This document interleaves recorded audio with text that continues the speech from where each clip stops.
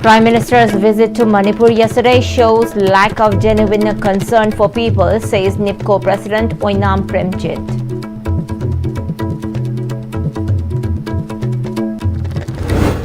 Continuous rainfall triggers severe flooding in Yangangpokpi, Saijang and nearby areas. Residents face extreme hardship.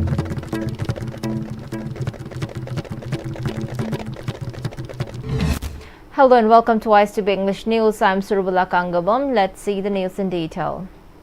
President of NIPCO Oinam Premjit stated that yesterday's visit has made it clear that the Prime Minister has no genuine concern for the people of Manipur.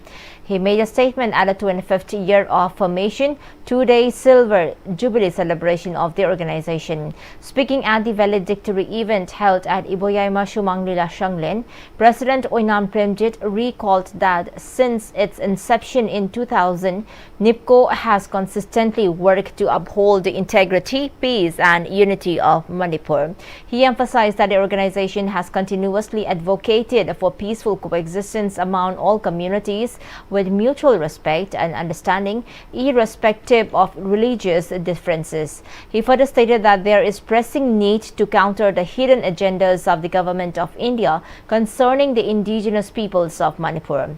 There have been ongoing attempts to undermine the state's integrity and unity, he warned. It is time to identify the common enemy and stay united, he said, urging all communities to come together with clarity and firm resolve. He added that both the Government of India and the Government of Manipur must undertake initiatives that genuinely serves the interest of the indigenous people and refrain from actions that could divide Manipur. President Premjit also cautioned that NIPCO, together with the support of the people, will strongly resist any form of suppression or challenge to their cause. Referring to the Chinkuki narco-terrorist attack on the Meitei community that began 2 years and 4 months ago, he lamented that no resolution has been reached to date. He criticized the authorities responsible for maintaining order, stating that while they continue to make statements about efforts to restore peace, those remain theoretical with no visible or practical actions on the ground. Prime Minister of Manipur told the large city operation Purakuva Lapanate Sumatari Saramba Projecting Sangapur Maharan Lako Latovi Prime Minister of Manipur Miyamu Kamishu and Kande Harusi Naraki become the Mayasin Tavi. Quite a good Miyana Tata Demandu Pitanava Nakanapta Tampraga Prime Minister Narendra Modi Amadi within Home Minister Amit Shah Lana Siva Maidana Manipur Miyamda Taurage Hana Wasapa Ani Haidani free movement Yaragani Hana Lautoki Amadi agreement Pogo Inarba Pogo Oguda free movement of the Pogo Payam. Due to continuous rainfall across the state, severe flooding has impacted Yangangpokpi, Saijang and surrounding areas, causing extreme hardship for residents. Parts of the Imphal-Ukhrul road have also been submerged. Several houses have been inundated, displacing families and compounding their difficulties. Residents of the affected areas believe that deforestation in the hill regions may be a major factor behind the flooding, particularly in areas that had never experienced such disasters before. They added that they have been bearing the brunt of the flood over the past several days with little relief in sight. फजना थुमहौरे अखोइगिसु द फजना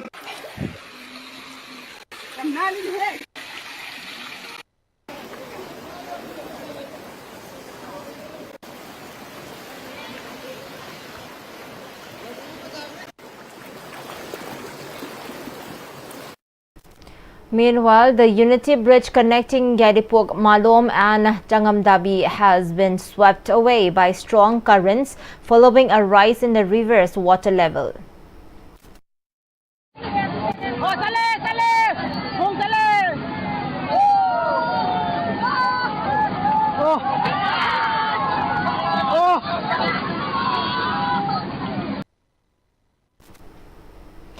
Shopkeepers in Sengmai Bazaar and the surrounding areas also shut down their stores and joined the ongoing protest led by the mothers, which has now entered its ninth day. Despite the prolonged agitation, the government has yet to issue any response.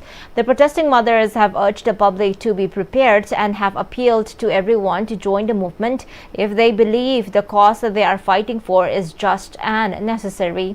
They further stated that ahead of the Prime Minister's visit to Imphal and Churachandpur yesterday, the mothers had submitted a memorandum to the Prime Minister through the Governor and BJP President Imphal, mentioning three key demands which the PM failed to address. They expressed their dissatisfaction that the Prime Minister did not mention anything about the crisis in his public speeches. The people also voiced three key demands include the IDPs be allowed to return to their homes, ensure free movements on the national highways, and revoke the SU agreement with the Kuki militants. इसी बात का तो वही जो गलत कर रहा है धक्के लिए तो मध्य प्रदेश का हम जाना है ना मैं मानो से वही कनो का फमी नरक मई को सिलोय मा वरो वादि लो लो मा मो जो मते यम पंगी पंगली कनो मोर मोर फोटो कनो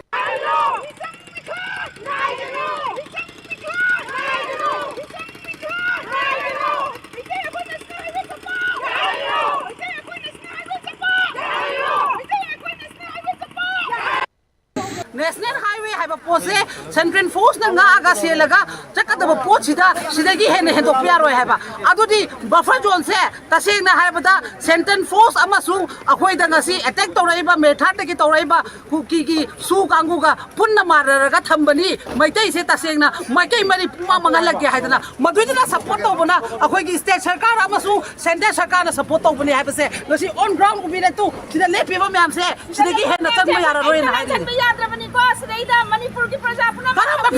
free movement over Pilise. The villagers of Jaikuluang, Tokpa, Kabui and the Rongmei Naga community of the Loktak project area in Churachandpur district extended a warm cultural welcome to Prime Minister Narendra Modi during his visit to Peace Ground Churachandpur on 13th September 2025. The event featured a traditional Pazaimei welcome ceremony reflecting the rich cultural heritage of the Rongmei people, whose village was established around 1500 AD and remains one of the oldest in the district. Marking a significant development milestone, the Prime Minister inaugurated the Eklavya Model Residential School at Jaikuluang Tokpa village. Chief and Chairman of Tokpa Kabui village, S.K. Gaipuibi expressed deep gratitude to the Government of India, the Government of Manipur and the Department of Tribal Affairs and Hills for the initiative, which is expected to transform education in the region and empower local youth. The Rongmei and other minority tribes of the Loktak project area, who have historically faced political and economic neglect, used the occasion to appeal for continued inclusion of their voices in policy making to ensure equitable development for all. London witnessed one of the largest right-wing protests in recent history as over 1 lakh people marched through the capital yesterday in the Unite the Kingdom rally led by far-right activist Tommy Robinson.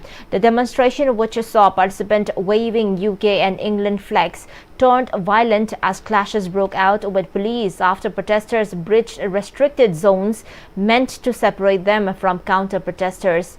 The Metropolitan Police reported that 26 officers were injured and 25 arrests made. Home Secretary Sabana Mahmood condemned the violence, vowing strict action against those responsible. Assistant Commissioner Matt Twist confirmed that a post-event investigation is underway. Tech billionaire Elon Musk addressed the rally via video, criticizing uncontrolled immigration and calling for political change in the UK. Meanwhile, counter-protesters, including prominent left-wing politician John McDonnell and Diane Abbott, also held a rally in central London. And before we wind up the top stories once again, Prime Minister's visit to Manipur yesterday shows lack of genuine concern for people, says NIPCO President Oinam Premjit.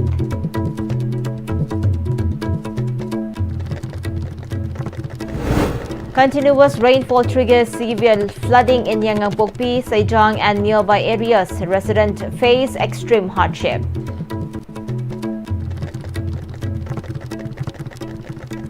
Well, thank you so much for joining with us.